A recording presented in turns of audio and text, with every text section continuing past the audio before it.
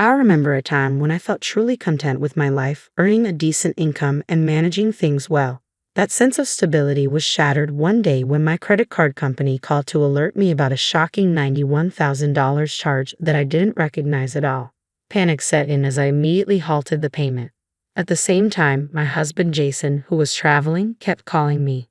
Despite the chaos swirling around me, I took charge of the situation. At 31, I had stepped into a managerial role at my company, while Jason, my college sweetheart, was also 31 and we had been happily married for 2 years.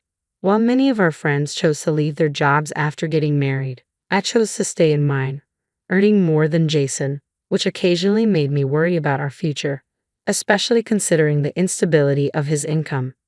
We maintained our financial independence, managing our own money and sharing household expenses equally. This arrangement gave me the freedom to spend my leftover income as I pleased, a situation I usually found satisfying since we both worked and our life together felt harmonious. However, recently, while riding home on the train, I had a nagging feeling that I might have overspent a bit. As I glanced at a debit alert on my phone, I thought about checking for any unused subscriptions that might still be charging me. But that thought quickly faded as I struggled to remember the password to my credit card portal. Finding the motivation to sort this out was proving tough, especially since reaching the help center felt like an uphill battle. They were only available from 8 a.m. to 6 p.m. on weekdays, exactly when most working people are busy. The long wait times during lunch hours didn't help either. Still, I felt a small sense of reassurance knowing that if there were significant issues, like a charge over $40,000, the call center would reach out to me. This reliance on the system made me a bit complacent about contacting them myself. Meanwhile, online shopping became a brief escape from work-related stresses.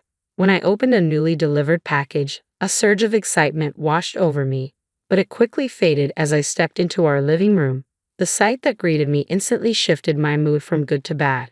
Socks scattered on the floor, empty cans littering the table, and a random phone and sweater thrown carelessly on the couch. There was Jason, lounging in his sweatshirt, seemingly oblivious to the mess.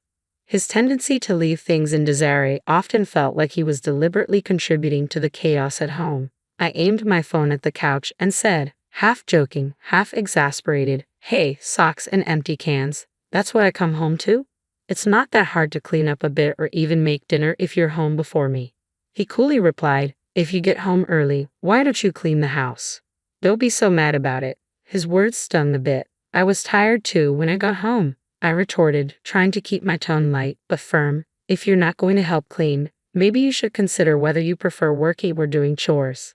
"Please just drop it," he said, not once but twice, signaling his annoyance without really understanding the weight of my words. I shot him a stern look, but he was too engrossed in his phone to notice my frustration. It felt unfair that I was shouldering the heavier load of chores on top of my work responsibilities. Was I being unreasonable for feeling this way? I wasn't sure what to think, but I feared that confronting him might only push Jason to become more indifferent about the upkeep of our home. Surprisingly, after our exchange, something changed. My husband started coming home late, even on days when I arrived early. It seemed he had decided to put in extra hours at work, perhaps as a way to address the imbalance in our responsibilities. On a particularly good day, I threw myself into my chores with more energy than usual. Jason had been really busy lately, which meant the housekeeping duties had mostly fallen on me. I hadn't given it much thought until I found myself cleaning his room, a place he hadn't tidied up in quite some time. As I entered, I was met with the familiar sight of empty bottles and cans strewn everywhere, even on the bed. Amid the clutter, something caught my eye, a package, elegantly wrapped in gift paper, lying quietly on the floor. Leaning in closer, I recognized the branding. It was from my favorite store. A flicker of excitement surged through me as I remembered my birthday was just around the corner. Could this be a surprise gift from Jason? Despite my curiosity, I decided to respect the surprise and left the package untouched. However, as my birthday arrived, the gift never materialized. As the day progressed, I casually asked Jason, "Do you know what today is?" "Oh right, it's your birthday," he replied nonchalantly. "Did you forget?" I pressed, hoping for a hint about the surprise I had seen earlier. "No, I remembered," he said. "Aren't you happy with what I gave you last year? You know you're old enough not to need constant surprises." His words, so casually delivered, stung. He turned and went back to his room, leaving me puzzled and hurt. That mysterious box had sparked a glimmer of hope, but now it just filled me with unease. Then, just when I thought the day couldn't get any stranger, he announced, "I've got to go on a work trip abroad next week." This news was unexpected, a business trip to another country. I repeated, incredulous, "Since when does your job involve international travel? You've never even been on a business trip outside the state." He simply replied, "They just gave me this assignment." The whole situation felt increasingly strange. What was really going on? I had been feeling quite accomplished lately and believed I deserved some recognition. "You should trust me," my husband had said, but his words were hard to take seriously after discovering that mysterious gift-wrapped box in his room just before he left for his so-called business trip. After waving him off that early morning, my curiosity got the better of me. I searched under the bed where I had seen the box, but it was gone. Doubts began to gnaw at me. This wasn't just a regular business trip, was it? With that uneasy thought lingering, I dragged myself to work, but focusing was nearly impossible. Several times, my hands stopped moving as my mind replayed recent events over and over. "Hey, are you okay? You seem out of it today," a coworker inquired. "Oh yeah, I just didn't get enough sleep," I replied, trying to brush it off with a light-hearted excuse. Just then, my phone vibrated sharply, displaying a strange number on the screen. Normally, I would ignore such calls, but something inside me urged me to answer this time. "Excuse me, I need to take this," I said, stepping outside to talk. It was the credit card company's call center on the line. As I listened, a flurry of thoughts raced through my mind about my husband, our recent issues, and the necessity of sharing my password. Then the representative's words cut through my confusion.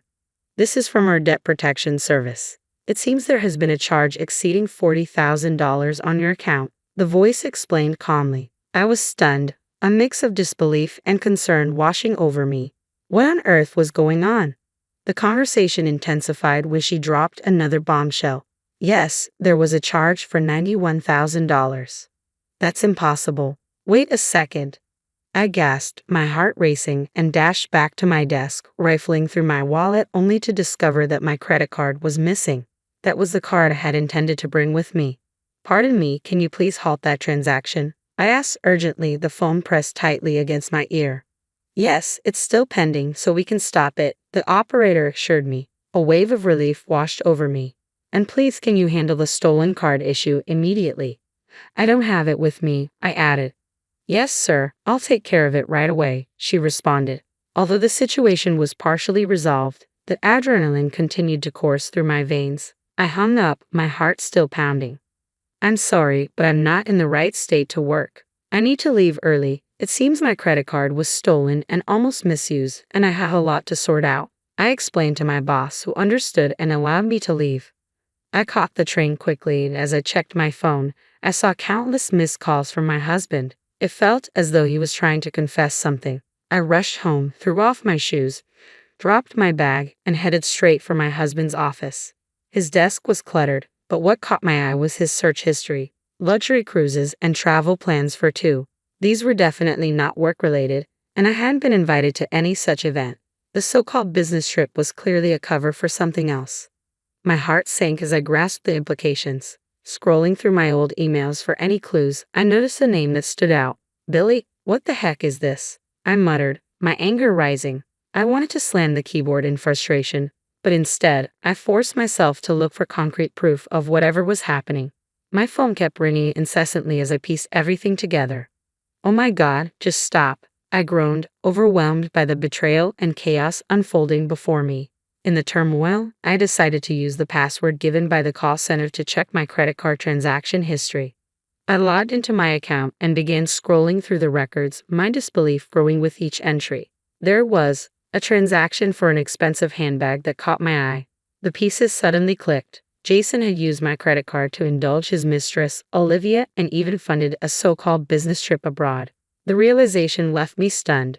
I had ignored several calls, but now, gathering all my courage, I finally answered the phone.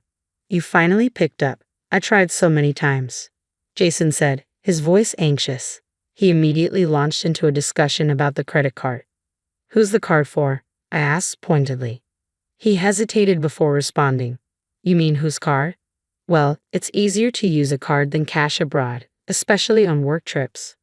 Work trips? Or do you mean the luxury cruise and getaway with Olivia? I countered sharply. He tried to deflect. Why are you asking about the cruise? That was for business entertainment, a fun time. And was the designer bag for Olivia? Are you seriously trying to justify this by pretending you don't know what's going on? I pressed, my voice steady but filled with pain. My husband faltered, the weight of the confrontation sinking in. I understand, he repeated, desperation lacing his voice as he grasped for excuses. I know everything, I stated clearly. You tried to spend $91,000 on a luxury cruise and a vacation package for couples. You've been using my credit card to lavish Olivia with gifts. After a pause, he finally admitted, I'm sorry, I cheated. I'm sorry, but I can't come home until you reactivate the credit card. His plea hung in the air, absurd and almost pitiful. Do you really think an apology and admission are enough to make all of this go away? I asked, the weight of his betrayal pressing down on me. The conversation had shifted irrevocably from mundane marital grievances to a stark, painful reckoning.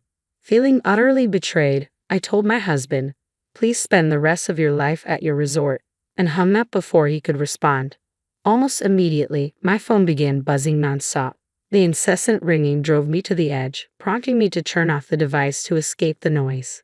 Soon after, an email notification popped up, informing me that my husband's return flight was scheduled for noon, 5 days later. I seized this opportunity to get my affairs in order, determined to resolve everything before he set foot back home. The next day, I began clearing out all his belongings from the house. By the second day, I had gathered the courage to tell my in-laws about everything that had happened, showing them the proof of his infidelity and financial misdeeds. They were shocked and deeply apologetic. By the end of our conversation, they agreed to support me in pursuing a divorce, promising to ensure I would receive $2 million in alimony and vowing to recover the funds my husband had frivolously spent. As the day of my husband's return approached, I received a call from my in-laws in the early evening, confirming they had safely filed the divorce papers. Surprisingly, my soon-to-be ex-husband had only taken a credit card with him, leaving our other finances untouched. However, the woman he was with had given him $91,000. Enraged by the unfolding events, she changed her flight, departing for Singapore before him without his knowledge. I couldn't help but wonder why she hadn't just taken his plane ticket and visa, leaving him stranded. While pondering this, I learned from my in-laws that when my ex-husband returned to Singapore, he found the house empty and his connection to me severed, with all his calls going straight to voicemail.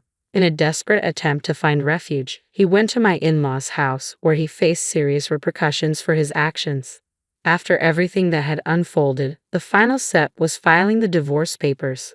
My ex-husband had dug himself deeper into trouble, and it didn't stop with our separation. The woman he had been seeing was now demanding he return the $91,000 she had given him. My in-laws told me that after he repaid her, they imposed strict conditions on him, almost as if he were back in high school. He was essentially under house arrest with a 15-hour curfew and his every move monitored by his own family, ensuring he paid off all the money he owed. Amidst all this, I took legal action myself, filing a $115,000 claim against the other woman involved in the affair. With help from my in-laws, I gathered the necessary information to pursue her financially. Once I did, it felt like the last piece of this painful puzzle was finally falling into place. It was a long and exhausting process, but when the claim went through, I felt a sense of closure. The legal matters had been resolved, and it was time for me to focus on moving forward. The next day at work, my colleagues and bosses welcomed me back with surprising warmth and concern. Many of them had heard about my situation, and their kindness was palpable. Are you okay? If you want to talk about anything, I'm here, one of my colleagues offered gently. It was comforting to know I wasn't alone. I replied with a grateful smile, thank you, I'm doing all right. Just trying to get back into the swing of things. Maybe we can grab a drink after work. I'd appreciate the company. It felt good to make plans and look forward to simple pleasures like a night out with friends. That evening, as we gathered at a local bar, the camaraderie was soothing. We shared stories and laughs, and although the shadow of recent events lingered, it was overshadowed by the immediate warmth of friendly faces. With each sip of my beer, The bitterness of the past few months began to dissolve slightly. I poured out my heart about the ordeal, and my colleagues listened empathetically. I'm just looking forward to putting all of this behind me, I confessed as the evening wound down. I think I'm ready to focus on the positives that the future holds. They raised their glasses in silent acknowledgement of my resilience. To new beginnings, they echoed. As I left the bar that night, a sense of closure mingled with newfound hope. The support of my work community had boosted my spirits, and I felt a deep appreciation for their presence in my life. It reminded me that even in the aftermath of betrayal and heartache, the kindness of others could light the way forward. Looking ahead, I felt a cautious optimism. The past could be changed, but the future was still mine to shape. With the legal matters settled and my boundaries firmly redrawn, I was slowly rebuilding the sense of normalcy. The path ahead wouldn't be without its challenges, but I felt prepared to face them, bolstered by the support of friends and a renewed sense of self. Indeed, it seemed that better days were on the horizon.